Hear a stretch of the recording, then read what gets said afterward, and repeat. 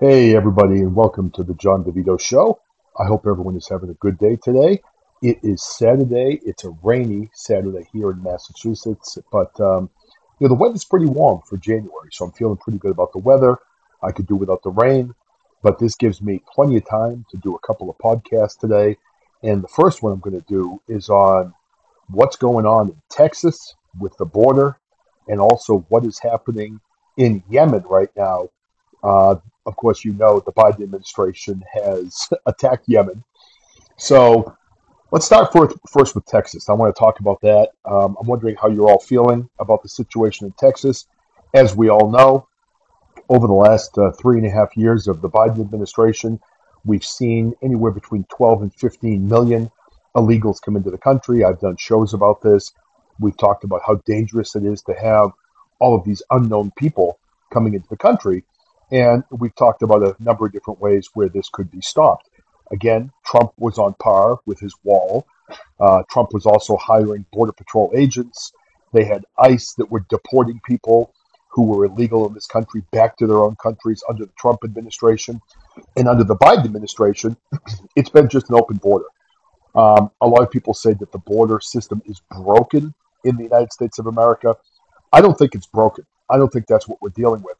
I think we are dealing with a coordinated attempt to allow these illegals into the country. This is an invasion of the United States of America. We have people coming in like we've never seen. We've got even liberal cities like New York, Boston, Chicago, Philadelphia are all overrun with illegal aliens. In Massachusetts right now, they are literally asking people to take illegals into their homes and shelter them. Well, that's good because Massachusetts has all these liberals that love Joe Biden. So I would imagine that all of these $1 million homes in the Boston area, maybe even some of the vacation homes down in Martha's Vineyard, Nantucket, that are open all year round, maybe these rich, wealthy liberals can invite some of these illegals into their mansions and allow them to get back on their feet there. I think it's a great plan. Of course, I know that someone like me, I'm not having any illegals in my house, especially when I've got a family. I don't know who these people are. And to expect the American people, the residents of Massachusetts, to allow people into their homes who we don't know is categorically insane. And that is what the Democratic leadership in Massachusetts now wants the residents of Massachusetts to do. Now, we've seen in New York, they booted kids from a school in New York so they could put illegal aliens in the school and allow them to stay there during a storm recently. So the kids were forced to go home and learn remotely while the illegals were given the school to stay in. When is enough enough? Well, I'll tell you when enough is enough in Texas. Yesterday was enough.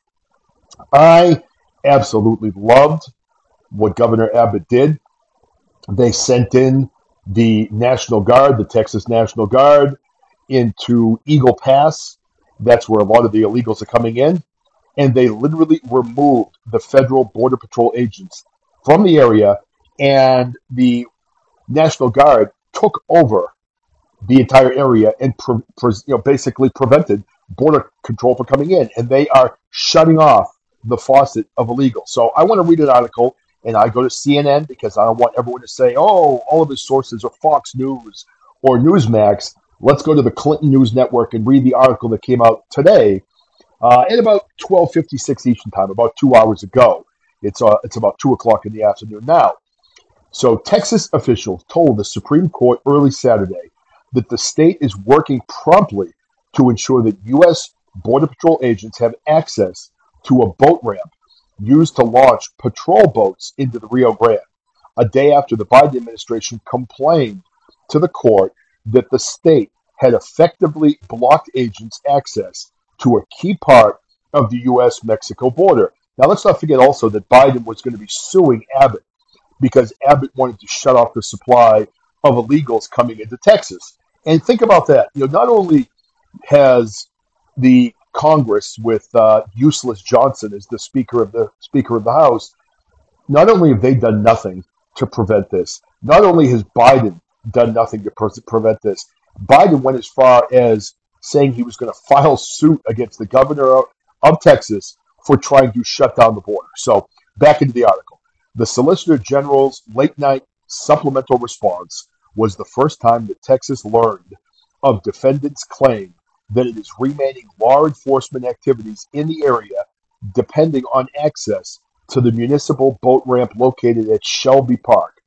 Nonetheless, Texas is currently working to ensure that Border Patrol has access to the boat ramp for the reasons cited by Solicitor General in her belief, namely surveillance, patrol, humanitarian rescue, and other areas, the attorneys wrote. So further on in this article, I'm going to read a little bit more about this.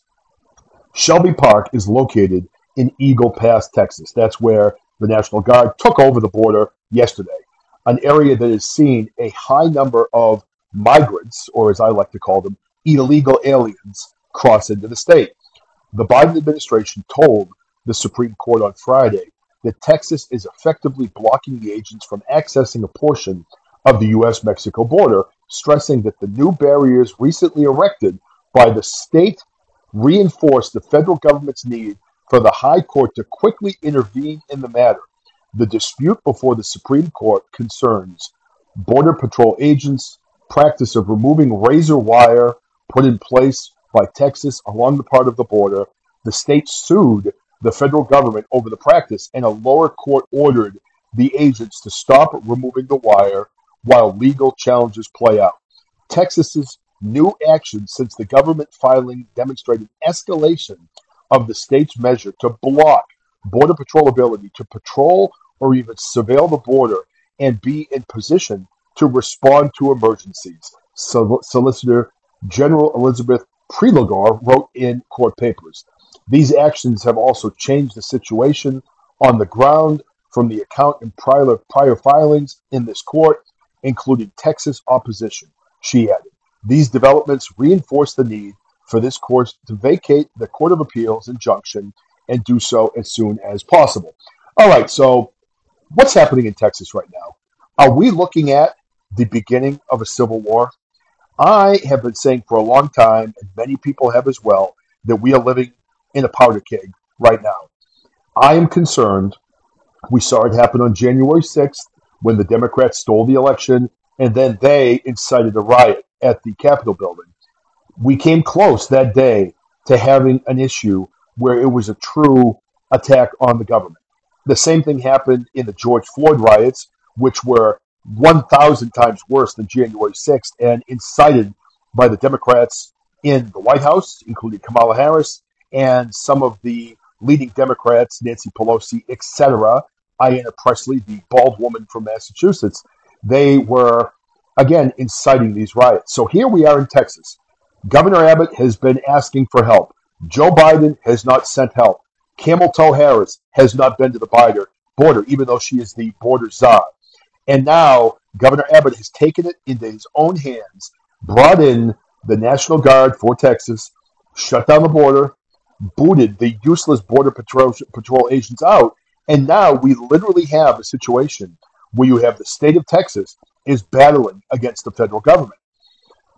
Man, I don't know if this is going to be the issue that does it, but we are, in my opinion, one issue away from a real outright issue in this country where we're going to see battles on our own soil. Now, I don't want this to happen. I don't think anybody wants this to happen, but I do believe this is something that may be inevitable if we keep going down this path. Now, why doesn't Texas have a right to protect their own border? The United States of America is set so the states have individual power over their own domain. That is one of the reasons why Roe versus Wade was overturned. It was unconstitutional. So what right does the federal government have to come in and tell Texas that they cannot protect potentially dangerous illegal aliens from entering their state? They don't. They don't. And that's the problem that many Americans have right now. And honestly, when I think about this, it makes me sick. Governor Abbott, kudos to you. I'm very glad that you have stuck up against this corrupt Biden regime. And I think we are definitely on the right path to making things right in Texas. And I'm telling you, ladies and gentlemen, if you want the United States of America to remain after this year, we need to get Trump back in office. He needs to come in, shut the borders, start deporting these illegals, get ICE involved, throwing these people out of our country. This is a full-scale invasion, and the Biden administration and everyone that comes along with that, including the true president, Barack Obama, they are all a part of this mess. They are causing this mess. This is treason. This is traitorous behavior, and it needs to end. Now, I'm already at 10 minutes, so I'm going to get into the Yemen situation. I mean, honestly, how many wars are going to start under Joe Biden? First, we had the war in Ukraine. Then the war on the Gaza Strip between Israel and Hamas. Now we are attacking Yemen. Now, to be fair, Yemen pirates have been attacking our country. They've been attacking our vessels as they go through that area in their ships and things like that.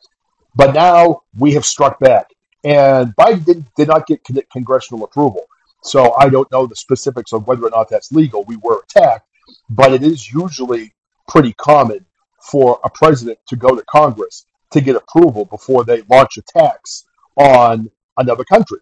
So this is an article today on ABC News, again, staying away from the right-wing news programs. And I don't know if you saw the protests that are happening in Yemen right now.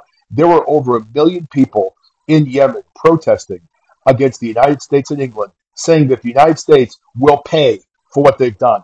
Now, how many of these people from Yemen have gotten into the United States through the border, right? So who knows who's in this country right now, because Biden doesn't know, and none of the people in his banana republic have any idea who are actually in this country. So let's read some of this article from ABC News, then we're going to talk about that.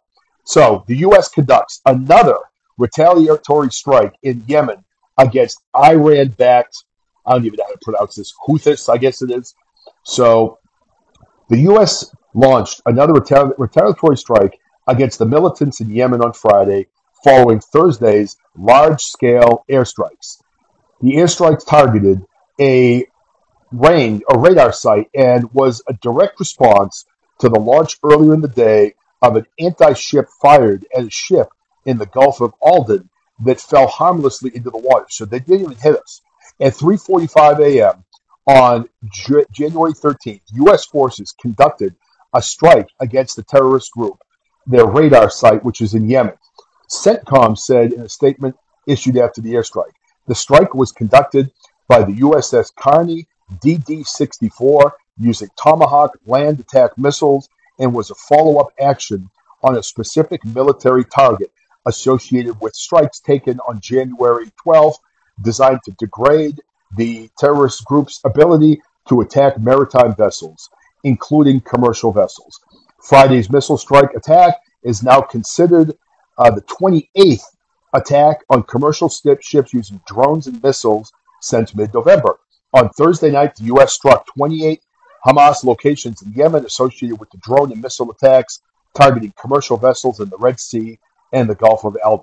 U.S. officials said the sites were struck by Tomahawk cruise missiles fired by U.S. Navy destroyers, British warplanes, and U.S. Navy fighter aircraft with the aircraft carrier USS Eisenhower. So people have died. I believe I saw a number of maybe 5 people have died. I'm not sure if it's gone up since the last report that I've seen. But I guess my point here is, as we talked about in the very beginning of this segment, we've seen the war in Ukraine. We have seen the war on the Gaza Strip. Now the United States is getting into a war with another enemy. And this enemy is backed by Iran, which is another huge, powerful country. So remember when everybody was hating on Donald Trump during his presidency? Boy, he said some mean things. He made fun of some people. There were some mean tweets out there. What I would like to do is go back to a world where we had mean tweets and world peace. I'd like to go back to a world where we didn't have inflation like we have today. I'd like to go back to a world where there wasn't division in the country like there is today. I'd like to go back to a world where there weren't people illegally sneaking in over the border who could be terrorists, who could be criminals, who could be murderers, who could be rapists. We don't know who these people are. I'd like to go back to that world where we had a safer America. Under Donald Trump, there were 0 wars started.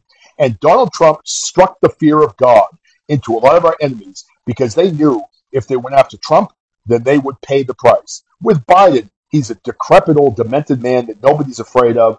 And literally all of the countries in this world are laughing at the United States of America. And don't think for a second that this is mismanagement. Don't think for a second that this is just a mistake and they don't know how to fix it. These things are intentional. COVID was intentional. Voting by mail was intentional. Allowing people not to use IDs to vote was intentional. Stealing the election was intentional. DEI is intentional. The border situation is intentional. All of these wars are intentional. We are witnessing the Great Reset. We are living in the middle of it right now, and we need to remove this tyrannical government from power before our country no longer exists. So that's pretty much what I have to say today about the border situation in Texas. God bless Texas. Way to go, Governor Abbott. Keep up the great work. We need to have more patriots and Americans standing up like him. And regarding the situation in Yemen, I mean, who's Biden going to bomb next? Who are we going to go after next? Are we going to bomb China? Are we going to bomb Russia? I mean, you know what? Why don't we bomb Canada? They're close to us. What the hell? Let's start a war with Canada also. This guy is by far the worst president we've ever seen in our lifetimes. Jimmy Carter looks like George Washington and Abraham Lincoln, along with JFK, all rolled into one, compared to this jackass in the Oval Office. So that's all I have to say today. It's unbelievable that we have to talk about these things. And I'm sure that everybody's feeling the same way. And you Democrats that are out there, if you haven't jumped off the Biden bandwagon yet and come over to Trump, there's still time for you to wake up and make the right decision. I love all of you. Thank you for tuning into the John DeVito Show, and have a great day.